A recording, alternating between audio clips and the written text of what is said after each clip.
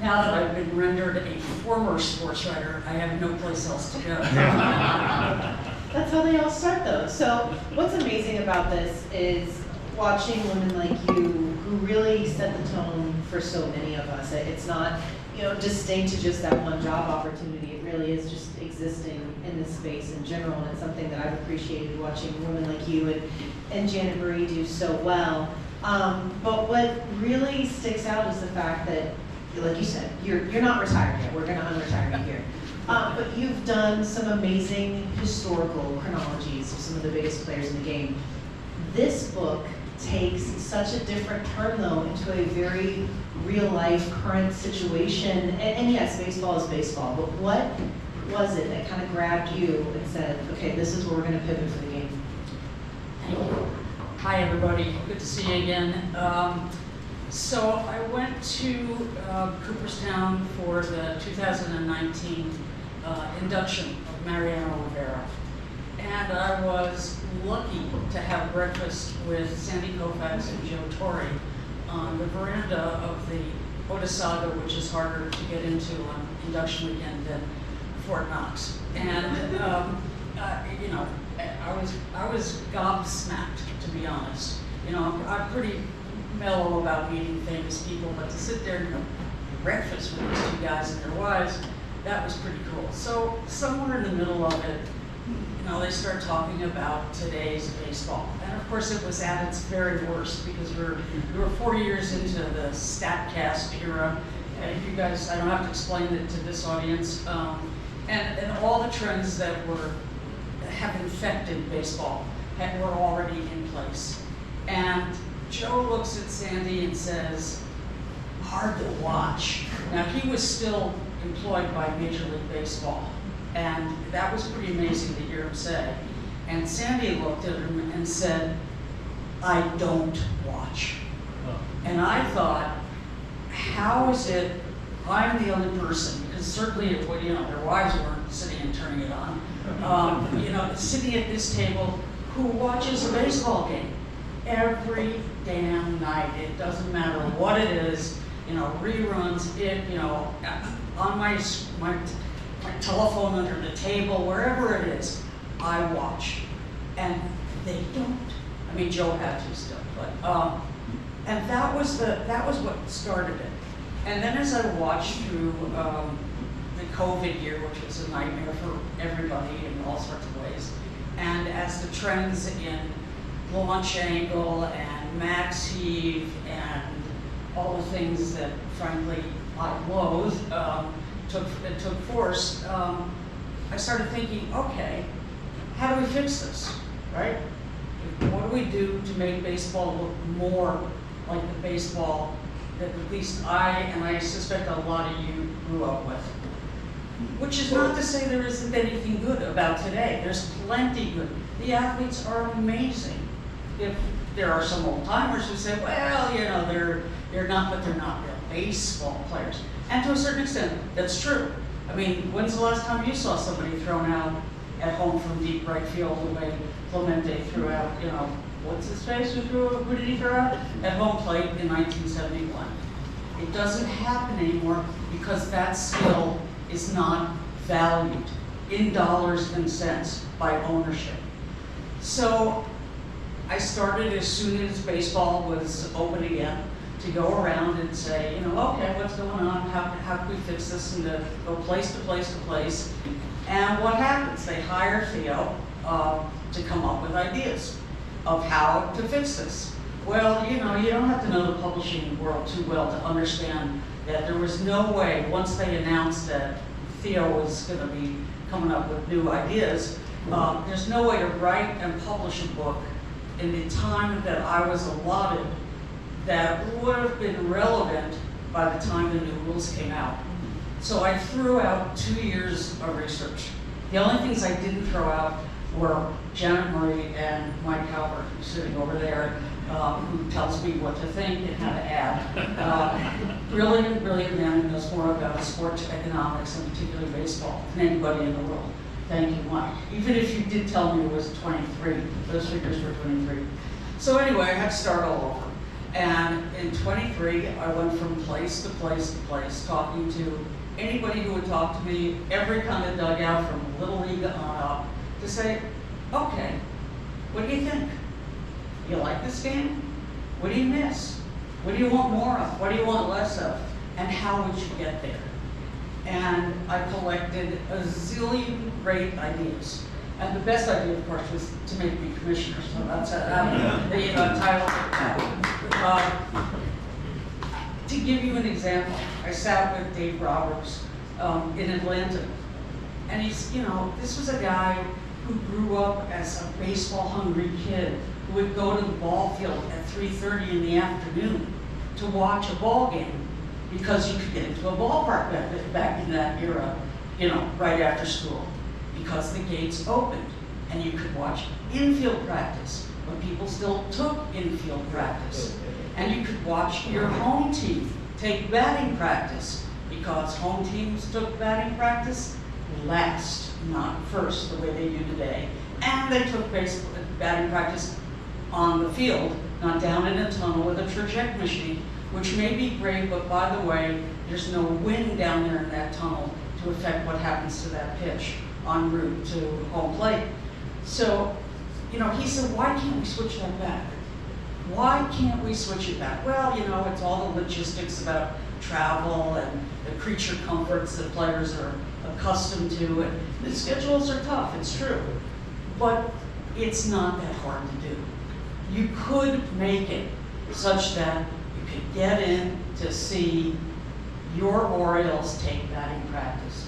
I watched Mickey Mantle take batting practice. My grandmother lived 2 blocks from Yankee Stadium, and I would wander down there by myself. The Bronx was not yet a terrifying place to go, and I wandered down there and watched him take batting practice.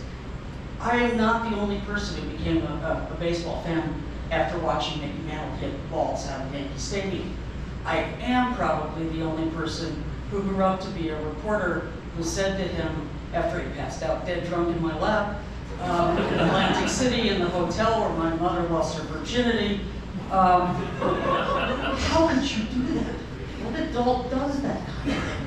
And he said, oh, I'm sorry, Jane. And he pulls out that 9x11 beautiful picture of him in the paint, literally a picture. He said, well, I'll give you an autograph now, because he had walked right by me and not given me an autograph when I was standing out there behind Yankee Stadium. And he said, in fact, he farted in my face. And I said, you farted in my face? I was 10 years old, how can you do that? And he said, oh, I'll give you an autograph now. And it says, and see, I don't collect much memorabilia, but I have that. And it says, sorry I farted, your friend Mick. I think every American baseball fan under the age of 10 should have the opportunity to be farted in the face of. And to be able to see their team, their guys, take batting practice. So I spent every day traveling the 23 season, and then I wrote the damn thing in 9 months. Yes, you did. All right, well, what I want to really touch on with that, you talk about that, we've got one right up front with the Hillsborough cap. Your journey really speaks to me. I spent 7 years in the minors. It's a lot of bus rides, and not assuming that you bussed everywhere, but you still traveled the country. It's extensive work, and so was there a point in this journey, because I often feel that having that travel is where everything kind of starts to talk to itself up here. You put things together, you throw things out. But for you, was there a time where something processed or clicked, or maybe even when Waterview, this is a bigger mess than I even thought, while you were on the road, not yet at the parks? Well, that's a good question. I haven't been asked that yet. I think it was when I was talking to you, Mike, and about what I see as really the foremost problem in baseball. What do you think the average age is in this room today? 30, 35, 27. 27. Okay. Well, I'm going to guess somewhere 55, 60, to be generous, okay? As Mike said to me at dinner one night, we're dying. I said, thank you very much. Now, this is a guy who will drive from his home in La Crosse, Wisconsin, all the way across the country, if he can stop at 2 minor league games and a major league game on the way home. So this is a fan, right? And I said, thank you very much. I've been told that before. Built-in obsolescence is part of my future. But he said, who's going to take our place? And that to me is baseball's biggest problem. So we sat down and talked about what we could do about that. And I came up with this idea, which I told Theo, which I told Morgan Stewart, which everybody agreed with me, okay? Let everybody age 10 and under, accompanied by a sober adult. Yeah, they can start sober. In free. Now Mike actually did the math on this, but he did it with age 12 and under. You look at the swaths of empty seats at every major league ballpark, at pretty much every game other than ones they designate as premium and then charge you more money for. Baseball has too much inventory. Too many games, too many seats. They can't fill it up. There aren't enough of us to go around. They've done better. It's up, attendance is up 2% overall, which is not a small number, but it's not gigantic either. But you still see those empty seats. Why should they be empty? So I say, pick some swaths of the stadium and let the kids in with grandma or grandpa or, scout or whoever.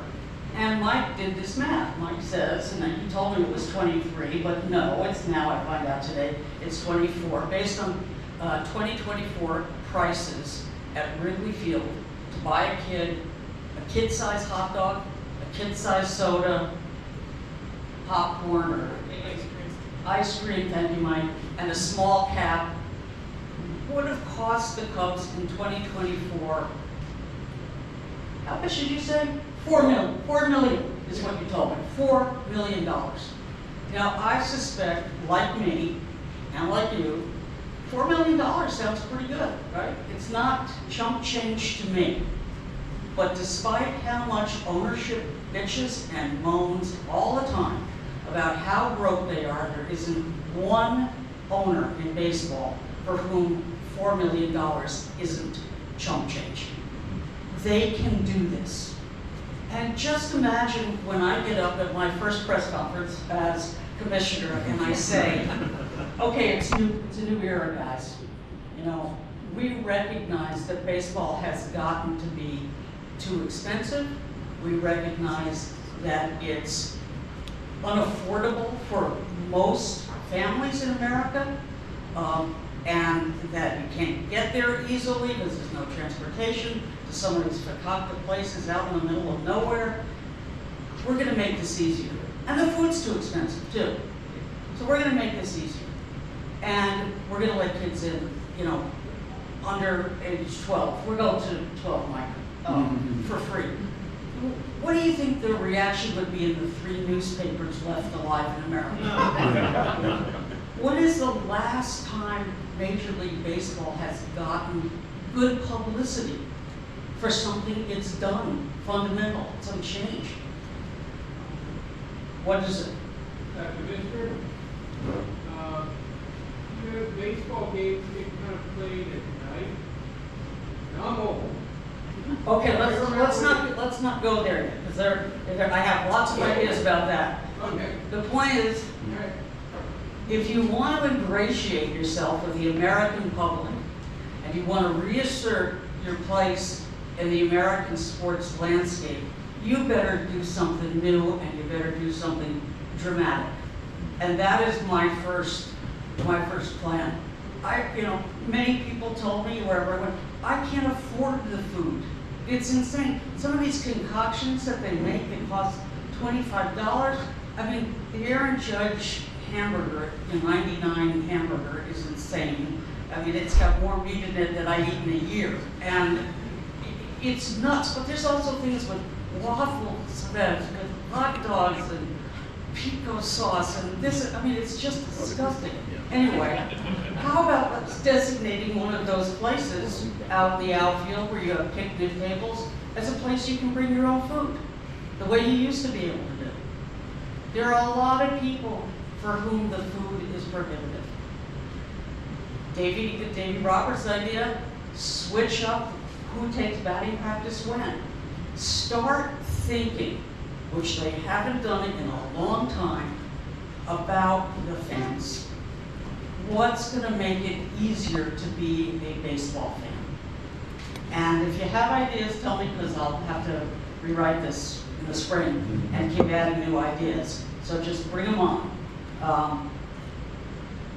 I think that's a good place to start.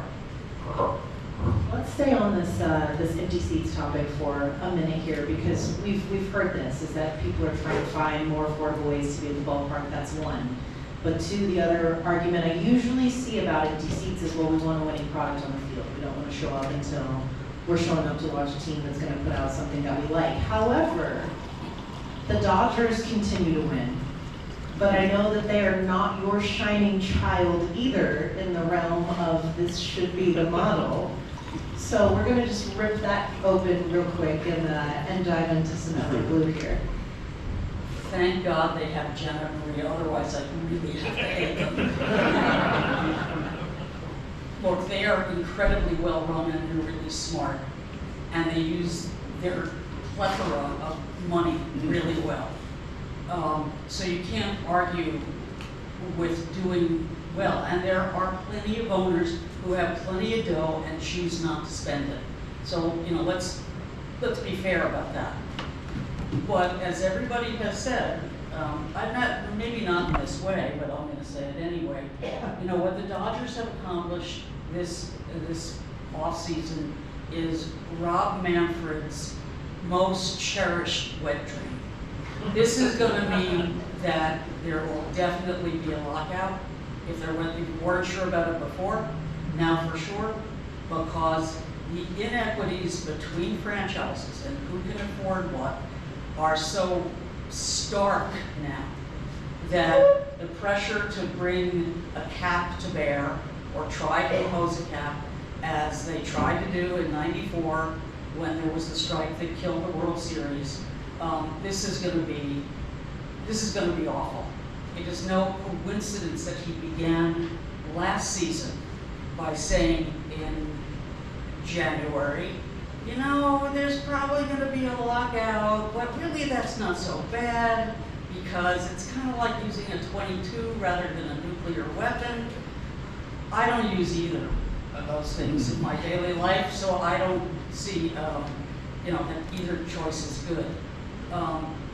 They're expecting it, they're planning for it, and it will have devastating consequences for the goodwill that they have built through the changes that they have made already, which I heartily applaud them for. On the other side of that spectrum, you do have the other teams where people, it's very similar to what you said, is that the money to spend to have children come to the park is actually not a lot of money to those people. It is to you and I, but it's not to them. So on the other end of that are the teams that you want to see not even necessarily match the Dodgers, but make an attempt to keep up with. And there is that gap of saying, okay, well, it's just not fair what they are doing at the end of the day, but you still have to do something. You can be smaller, but you can still do something. So what comes into place then for those smaller end teams that are just going to continue to play like the purse is empty and not attempt to make a move towards LA? So this is where Mike comes in again. You know, back me up here. The 94-95 strike happened because they tried to impose a salary cap. Baseball is the only major sport without one, and that's due to Marvin Miller, the god of labor relations. And that's not something the union is going to give up, ever or easily. I doubt they'll ever give it up. It's from an economic standpoint, and one of the former heads of the union, I'm not going to say who, actually said to me, you know, the distribution of the vast amounts of money that people are making is no longer really fair. I mean, what is Cody Bellinger gonna get? I mean, he had one good year last year, right? Now, I can say that Brian Cashman and Hal Steinbrenner are out of their minds because they're wasting Aaron Judge's peak years by not putting a good team, a good enough team around him. But maybe there isn't a good enough team that anybody can put around him because of what your Dodgers have done, Jen. Why wouldn't players want to go play for the Dodgers? They've got a winning culture. She built them a 3-story, what do you call it now? A spa? What? 3 stories, right? I remember when Mickey Mantle had a wire hanger by his locker. Not the same era. But it is also true that there is a system in place that came into being in the late 90s. It's the revenue tax system that has worked pretty well, except for the owners who accept revenue tax money and then don't spend it. There are still grievances pending from 2018 and 2019 against owners like, the wonderful owner of the A's, who can't give them a name anymore. And they can't have Las Vegas either, apparently, which I think is fabulous. And the Rays and all sorts of other clubs, there's still grievances because they just pocketed it. And that's outrageous. And it's one of the things that causes players and union leadership to say, why should we give them anything? So in my world, what we do, and I was interested, maybe some of you read Ken Rosenthal's column the other day, right after the latest Dodger signing, where he said, we're not going to get a cap. Tony Clark will die on his sword before he gives up what Marvin Miller bought. Though the distribution should be different, I think. The Major League Baseball player minimum salary is the lowest of any Major League sport, which is, as they say in Yiddish, a shanda, and that means a shame. It's just not right, not fair. What Ken wrote was we should take the existing system and we should increase it, make the penalties even harsher. If Steve Cohen wants to spend $765 million on Cody Bellinger today, which would be insane, you think he paid a lot of tax last year? Let's see how you feel about twice the tax. And then to the ownership, it's going to the poor teams that are going to get that revenue if you don't spend it. None of this waiting to the CBA that's expiring at the end of this year. None of this waiting and saying, oh, there's a grievance process. They're going to have the money tailed and allocated and documented where they spent it. And if they don't spend it the first year, no draft choices. Not back at the back of the list. No draft choices. Second year, roster gets cut from 40 to 35. And the third year, relegation. They can go play in Oakland. And it's no offense to Oakland because we still love them. I love Oakland. I can't believe what they did. Horrible. Okay, I'm going to take you down a hypothetical here because it's one of my favorites and it actually happens to be tailored to you. Oh, good. George Bush wins instead of Bud Selig as the commissioner of Major League Baseball. Therefore, obviously, he doesn't become the president. Does he enact the salary cap that Selig had the chance to in '94? We in a different spot today. Do you really think Bud had the chance to enact it? I mean, that's what they tried to do. They can't do it with sense. Never going to happen. So going down this long road and saying, okay, what can we do? Didn't take a cap. They're not going to do it. So we have to do something else. Got an idea, Mike? I have an idea? That was my idea. That is his idea. Okay, that's his idea. A different idea since they're not going to accept it. Not off the top of my head. Well, shut down the season next year. I think that's what the idea is going to be. Oh yeah, they'll shut it down for sure.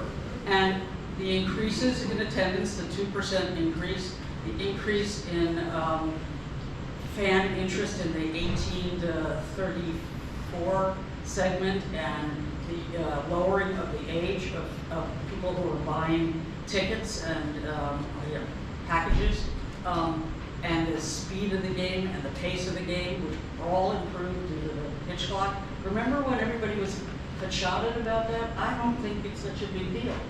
It worked. It worked.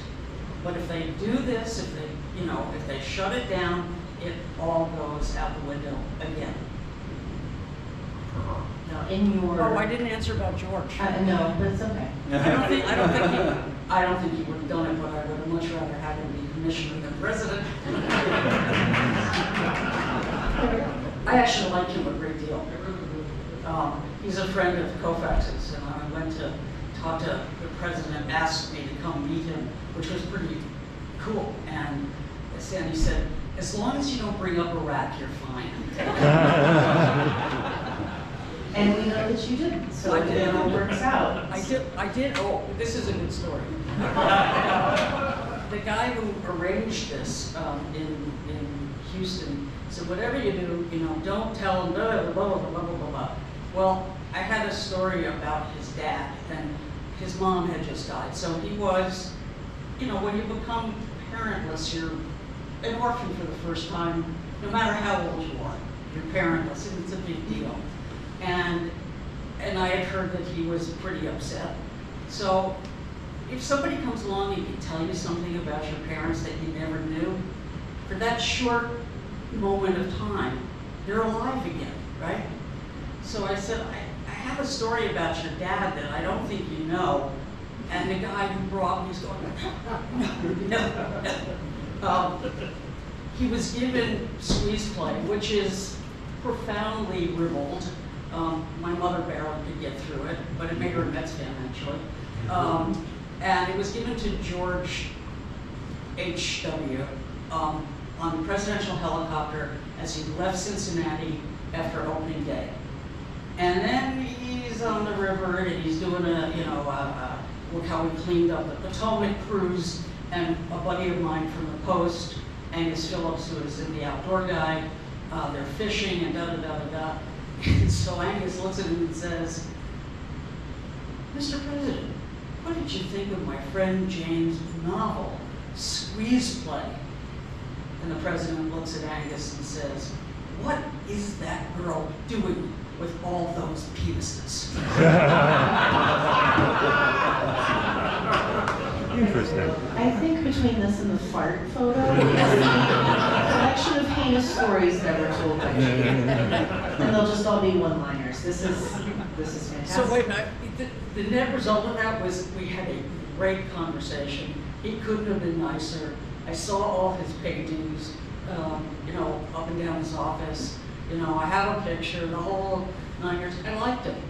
I really liked him. I didn't share his politics, but I liked him. So there you go. We'll always wonder what it is. He should have been commissioner. Yeah. He would have been a good commissioner. Well, that's what he wanted, but if you can't be the commissioner of baseball, Why- you settle for the presidency, right?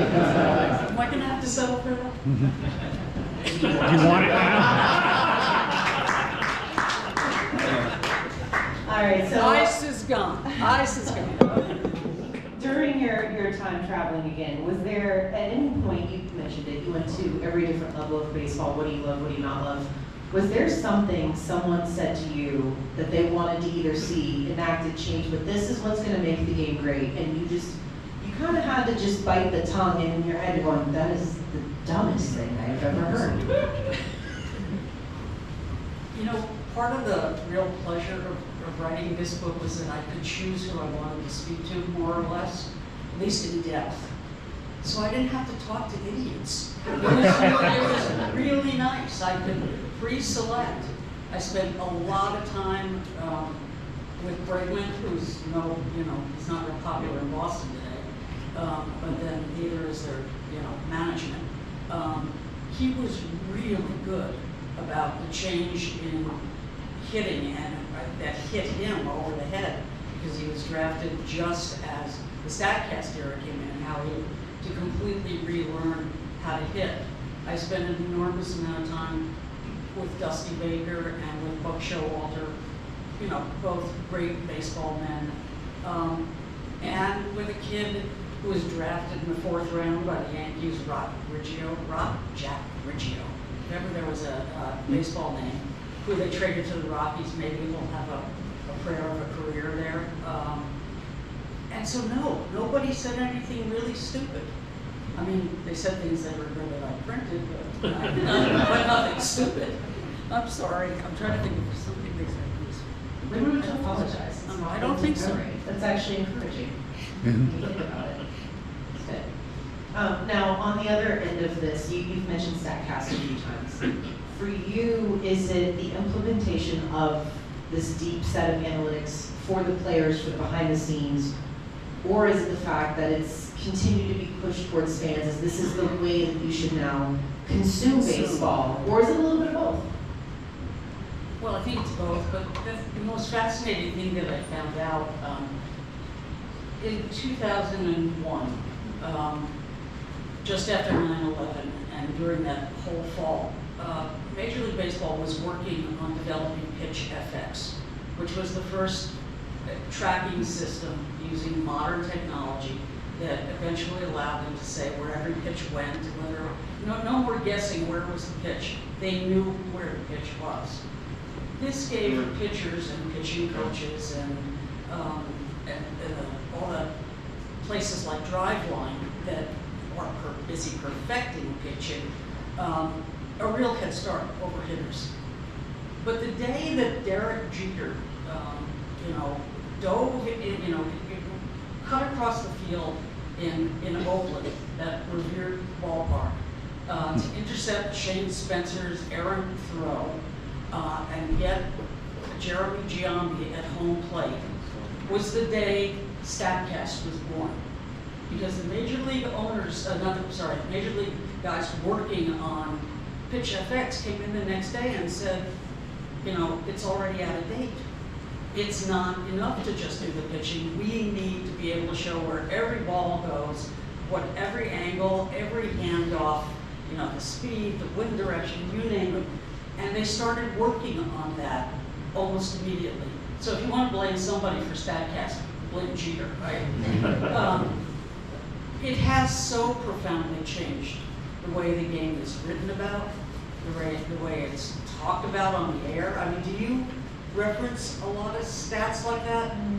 No, but I tend to stay away from that. I think that's, again, it's my upbringing. It's wanting to humanize these players because 95% of those who have been around never made it to the big leagues. So making them important as people in the time that they had in this space was always kind of what spoke to me more. And to me, that's what I thought people could relate to as well. I watched my dad after the '94 strike. He didn't watch a game until 2017 because he couldn't relate to that. But he can relate to, the guy who's living with 5 roommates in a rundown house and they're scraping pennies together for McDonald's. He did that in college.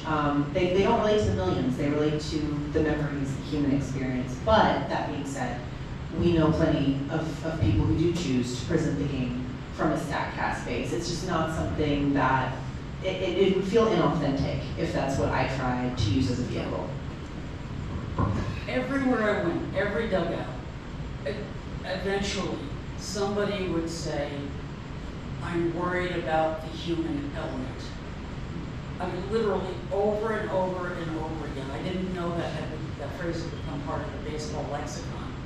But everyone said, but what about the human element?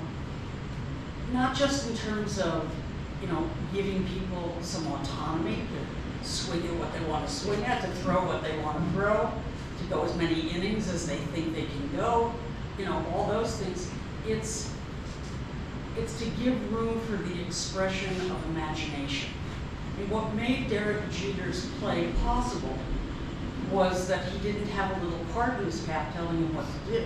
Because nobody would have told him to cut across the field between second and the mound and try to intercept Shane Spencer's throw and then backhand it to Posada at home plate.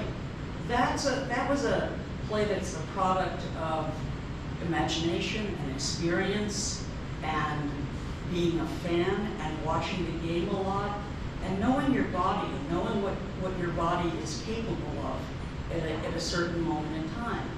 And what troubles me the most about the game today is that that's what has gotten cut more and more and more by the margins. And I don't hate all analytics. These guys are brilliant. They do math that, I got a 320 on my math GRE. So I'm gaga, and Mike can testify to this. I'm gaga over people who get this kind of technology and math. I just don't. And I see the use of it, I see the virtue of it. But the question is, who has control of it? Who has control of it and who has control of what's used when?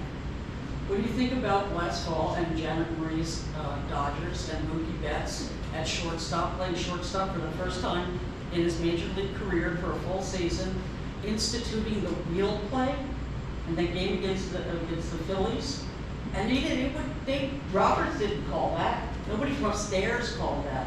Mookie knew because he's Mookie, because he's that talented, because he's that smart baseball guy, and he got Freddie Freeman and everybody together, and they agreed, yeah, let's do this. What was great about the last postseason was it's everything baseball should be. It was fabulous. And people, come up to me and say, well, okay, so what's wrong? I said, what's wrong is that they don't play that way all the time. And, there's 2 different seasons now. And that troubles me. I'm getting into the Ghost Runner, no more Ghost Runner, until the 13th inning. Okay? So go through the batting order one more time. Give baseball games a chance to end the way baseball games are supposed to end. 75% of the extra inning games do end by the end of the 10th inning. So it's kind of like preemptive legislation. It doesn't need to be instituted at the end of the 9th inning. Let's wait until 13th. They can still make their planes out of town. They do wait. They don't have to go through the terminal on schedule for that. From what we've known, they've been okay in that regard. They'll wait.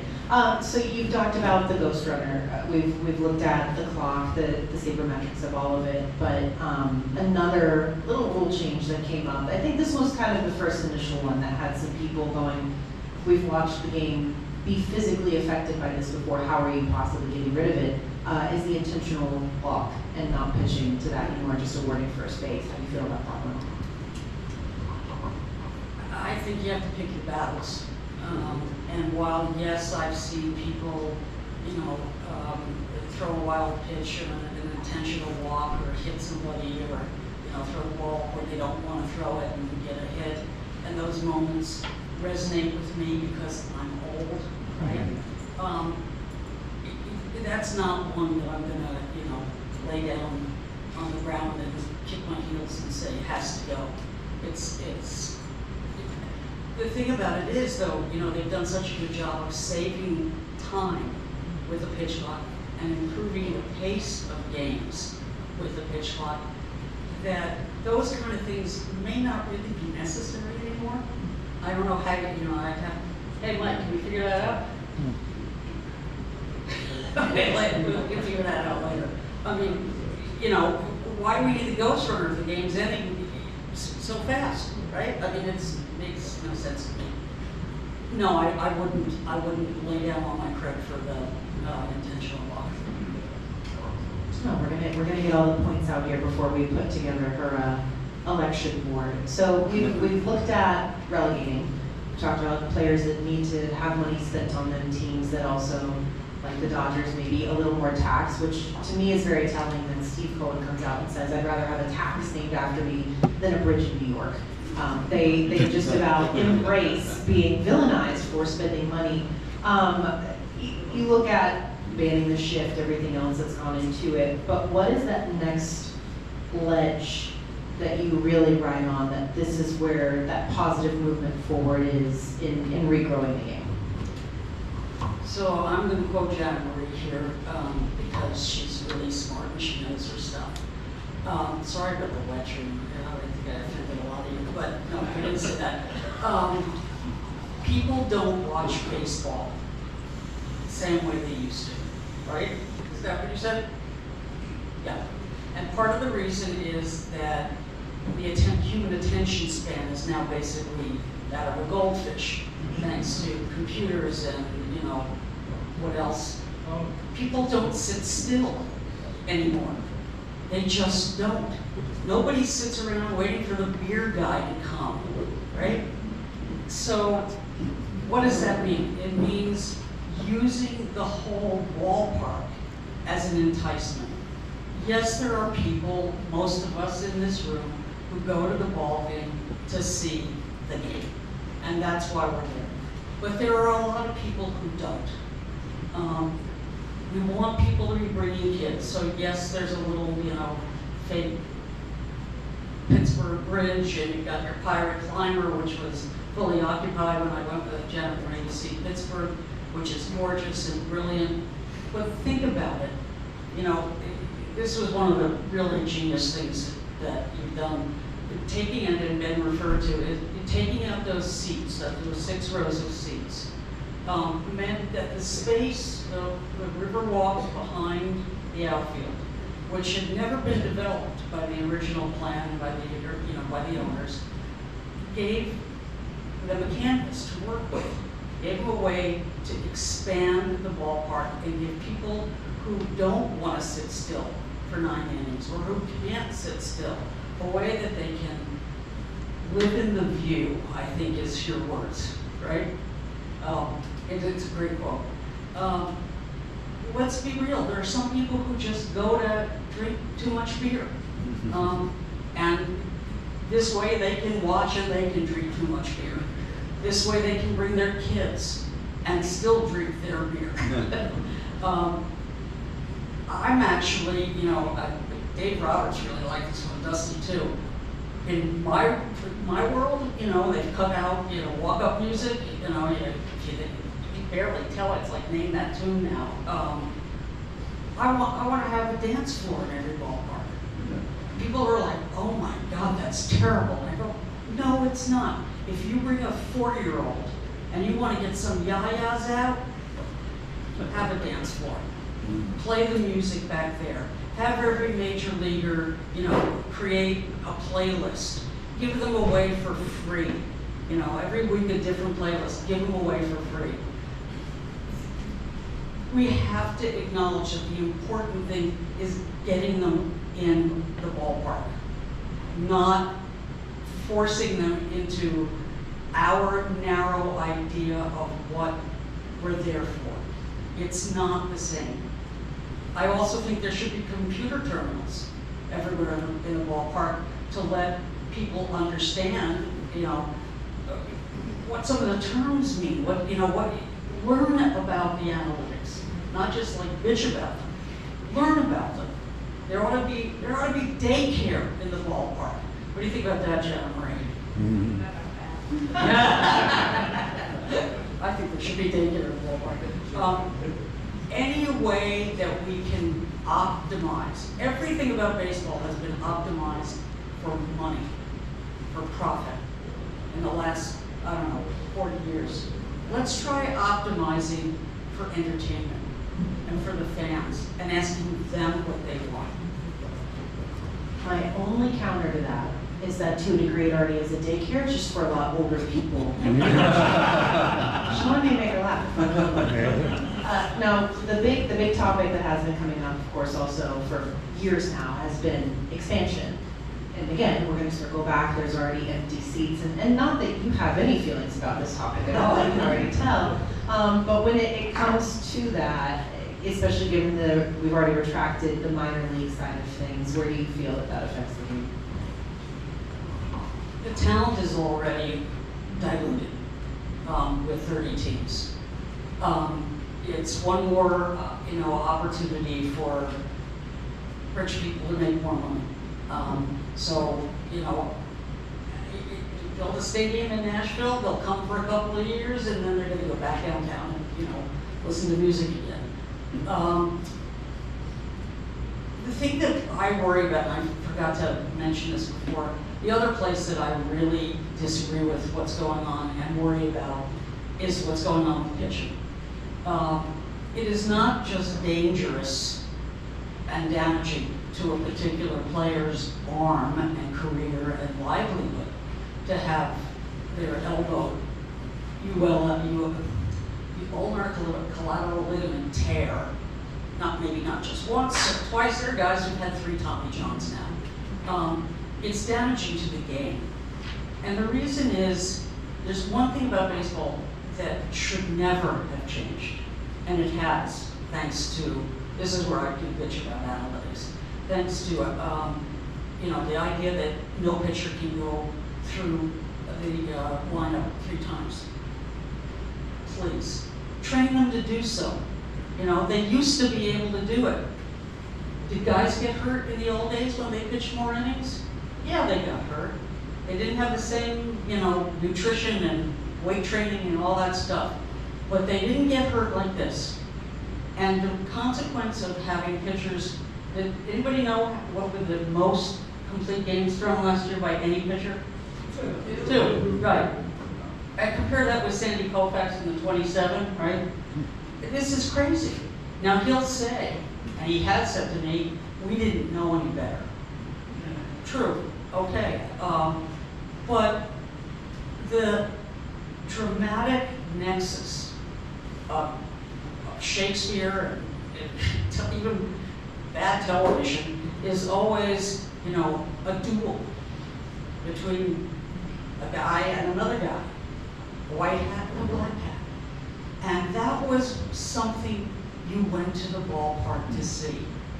I want to see whether Sandy Koufax can get Hank Aaron out this time, because Hank Aaron always hit him, right? Or I want to see Sandy Koufax I want to see Greg Maddux try to handle Tony Gwynn now, right? Even in the first decade of this new century, Kershaw and Mad Bum pitched against each other 11 times. It was a selling point of baseball, a reason to go to the ballpark. You wanted to see who would get who. That is gone because pitchers average 5.2 innings a game, starters do, because the parade of relievers, at least the first half of the season, they come in and throw 100 miles an hour, see you and goodbye. And then by July, everybody's, picking up everybody else's retreads and saying, oh, I can fix him. I put him in my lab and I'll teach him how to throw a new pitch. And they're gone in 2 days because arms are just wasted now. And in Jane's MLB, ready? We're gonna have a healthy scratch list like the one that's in hockey. And we're going to have an increased number of pitchers, either probably 15. Union should like that because it's more salaries. And since the ownership paid $1 billion in injuries, or people who sat on the bench and didn't play, $1 billion in 2024, 2/3 of which were due to pitching injuries. So maybe even ownership would see the merit of 2 more salaries, and then you let them, the pitching staff become fungible. You decide it day by day. Your most wasted reliever goes and sits out for 3 days. Somebody fresher comes in. And this is the other important caveat, but you only have 11 pitchers to work with each game. And that will force, even Theo will agree with me on this, that will force people to start to train pitchers to pitch the way they used to. Max Heave, they had Max Heave back in the day.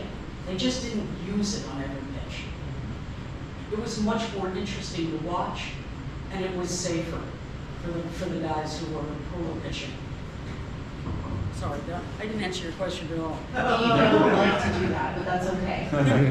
And what I did love about your answer, though, is as someone who spent more hours away from a microphone with him than in front of it, it was very Jim Palmer of you to go in on how often pitchers used to complete games and could really actually be the workhorse that we talk about in this day and age. And I know that he worked with you on this book a little bit. So you were looking at the composite total of Jim Palmer anecdotes and opinions that he gave you for this book. What are the hours that we're looking at here that you had to filter through with that man? Is unmatched. First, I had to remind him that I saw him in his underpants. And that, that sort of, he remembered, yeah, everybody did exactly. It's on the cover of this book, but the locker room was a whole other thing, At least he kept his underpants on. That was the advantage because he was modeling them. Not everybody did. 10 hours. 10 hours of interviews. And, he told the story of his first game at Fenway, where it was an April game, so it would have been 66, I think. Maybe it was 65. Anybody got a look? I can look it up. But anyway, the point was, he threw, the pitching coach let him stay in and throw 180 pitches. And afterwards, somebody asked him about it, and he said, yeah, we really got to get that down to 140, 150. And what Jim said was, look, and of course he got injured his shoulder and had surgery and was out for 2 years, and was left off the roster by the Orioles. Anybody could have picked him up, which was amazing to me. He said, if you want to know what you're made of, if you want to know what heart you have, what guts you have, what smarts you have, what imagination you have to pitch the way we did. None of these pitchers have that opportunity to see how good they are. Again, and I think this is unfair to fans. Blake Snell, in his last game for the Padres, had a no-hitter going. And it was the end of the season. The Padres fans had shown up 45,000 strong every damn game. And what do? They take him out. Why? To preserve him for his coming free agency, make his money better? Probably. That's not fair. When Clayton Kershaw had a perfect game going on April, I think it was 22nd, 2021, they had agreed in advance. Not he, but Davey Roberts and the higher-ups, he was going to have 80 pitches. He had been injured in the fall of 21. He hadn't pitched much in spring training because of the lockout, my favorite word. But you get to the seventh, if he gets through the seventh inning, and the Twins have fielded a feckless lineup in cold weather where none of them want to hit the ball off, the end of the batter, the label. They're like, want to get out of there as fast as possible. And Kershaw begs another 5 pitches off of Leavy. Let's go to 5 pitches. So he still has, the perfect game going. He would have had to have created a scene in the dugout to argue with him after the 7th. And he didn't want to do that. So he hung his head and he came out. And it's the one thing, of course, in his great career that he never accomplished. And when his buddy A.J. Ellis called him afterwards and said, come on, man, Kershaw said, yeah, I know I should have fought for it. And the fans had a right to see it. The Blake Snell commentary, by the way, that's a Snell curse at this point, with him getting pulled in the World Series as well. So that's an unfortunate point there. Now, on a brighter note here, yes, because you did mention it earlier, the 99 burger that the Yankees sell. I have partaken in a 3-pound ice cream helmet, amongst other things. I think we did a 3-foot corn dog. We have ventured into the realm of bizarre foods.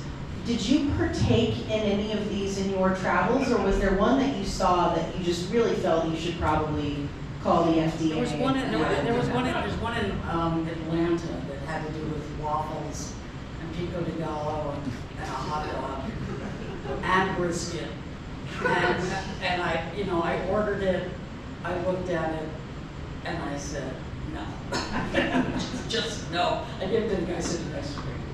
I'm sure he was very He ate the thrilled whole with that. thing. Now, that did replace, by the way, they had, I think it was a 42-ounce tomahawk steak before that. So if you're really hungry for like 2 weeks, you can go and get some ballpark food there. Now, I want to end this here with, apart from the food, a moment that really just felt like sunshine for you, either a day or just a sit down that really brought you joy, that felt like this is why I'm here, this is why this trip is happening. Thanks.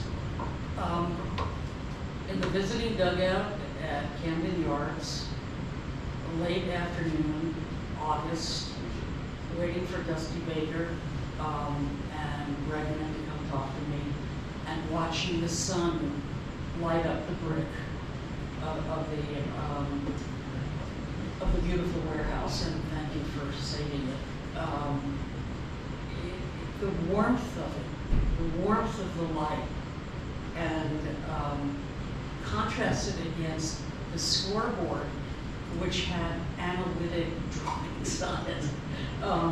That was, you know, that was today. I had never seen that before, where they had, you know, all the numbers and everything posted on the scoreboard. But, you know, I became a baseball writer covering the Orioles for the Washington Post, which was psychotic because they didn't really want to spend any money following them. But then they had to when they were doing either, you know, you lose 20 games in a row, you gotta go. If you win 20 games in a row, you gotta go. So, but I actually, my first game at Memorial Stadium, I was tasked with driving the great Shirley Povich to a World Series game in '79, and I got lost. No raise, no nothing, and Shirley was behind me, and he was really strong, and he was like squeezing my shoulders, like barely moved. So I finally find the damn place, but I'm going the wrong way to make this gigantic U-turn. Is that 34th Street? What street was that? 33rd. 33rd. In front of all the cops, the TV, you know, the trucks, everything. Boom! Big U-turn. Jump out to let him out and get arrested. I don't think that's what we're going to make your motto when you run here, is that you'll get U-turns for anybody down here. But what is the motto? The human element. It's Yep. the first thing that matters. It's what distinguished baseball from the beginning. It's the fact that as great as analytics are in so many ways, they can't predict when a gust of wind is going to come up and move an outfielder or move the ball away from an outfielder who's perfectly positioned for a perfect angle, you know, according to a machine and numbers. It can't predict what, and this is Joe Torre's example, you know, from the 2016 World Series, Game 7, you know, you wouldn't want to pick Rajai Davis to go up hit guy center fielder for the then Indians at all 12 home runs that year. You know, if you had somebody to pitch hit for him, he would have done it. It was right before the rain delay. And yet Rajai Davis comes up and hits a home run. That's what makes baseball baseball. Mookie and the wheel play makes baseball baseball. Poor Ryan Kirkering is what makes baseball baseball. They're human beings. And as good as they are, they don't succeed in the way machines succeed. They can't. And that's what I love about it. It's those what ifs, you know, what if he caught the ball? What if he had thrown to first? You know, what if Mookie wasn't so smart? What would have happened? And that's what I go to the ballpark for. Well, we have it, the human element, the what ifs, the future. You want me to say the future commissioner, Jane Leavy, everybody again. Check out her books.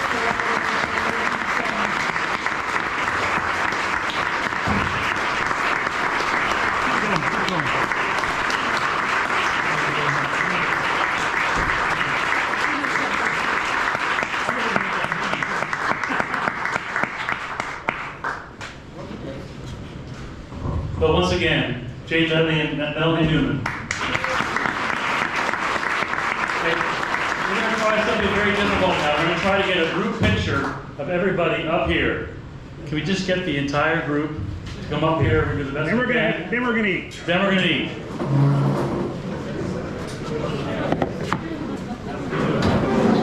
Who's taking the hand?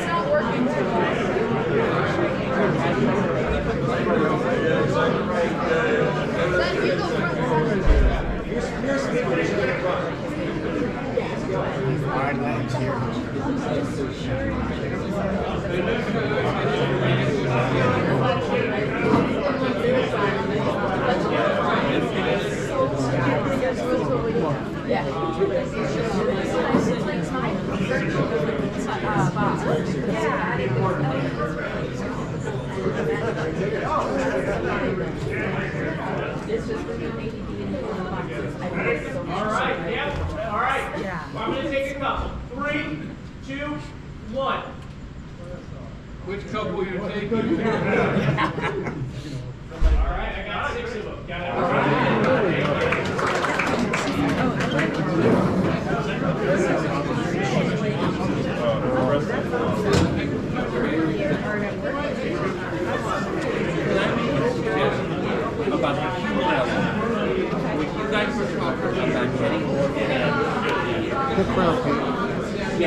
Okay, guys, it's time for lunch. In the side room, if you haven't been here before, we have hot food from Blue Pit Barbecue. Everything will be warmed. So you serve yourself, and there's drinks back there too. So I'm sure one line will form. So grab a plate, enjoy, grab a drink, and then come on back out to your table. And Jane will be in there a little bit later signing books. Ivy is in there as well selling.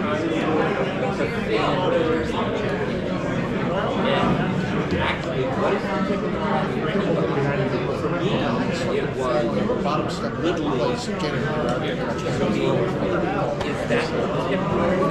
Okay, but it's just like black ice. Where's Kate home today? Yeah, she's not short out of the house. Yeah, Renee's home today. She's Mark's wedding is Saturday. Kate's doing like clean up. She's working on a chili recipe. We're submitting too. Yeah, we're on the same thing. So she is bored. Okay. So anyway, Mine is orange. I took that. I'll get black. And, you know, guys come on. Yeah.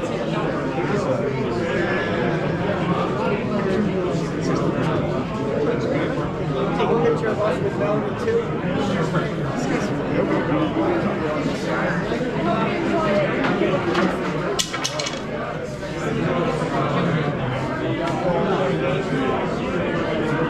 Kelly, you can be here a while? Okay. You can just now.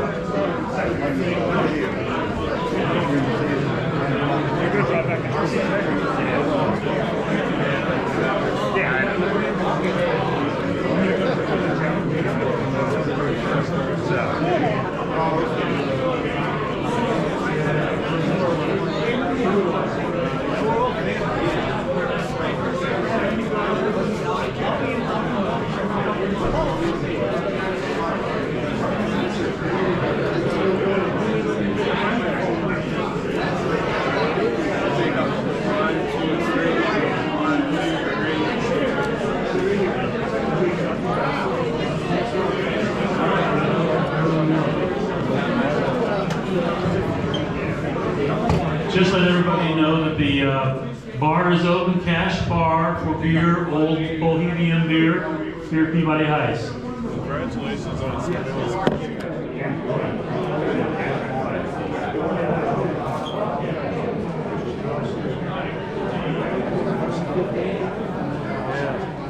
lot of people.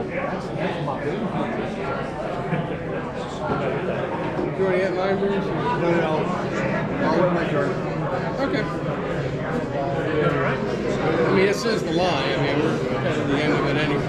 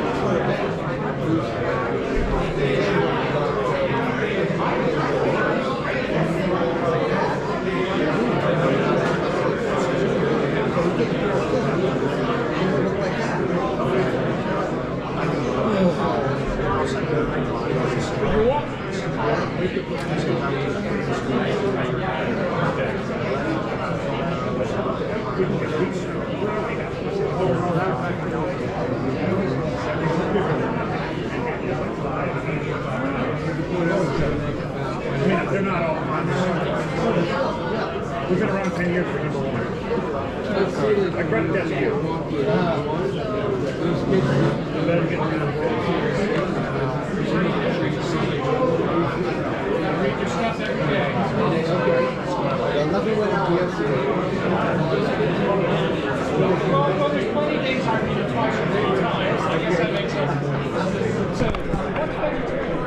Potatoes and beans vegetarian? There's vegan fish stuff in there. It's marked. Well, I went, nothing said vegan, did it? No, but it's sports vegan. It has all the. So what is? I have no idea. He showed me and I just can't remember. I'm not sure. I know there's like mac and cheese and all that stuff too. Mac and cheese. What about the potato stuff? You know, it's with ham in it or no?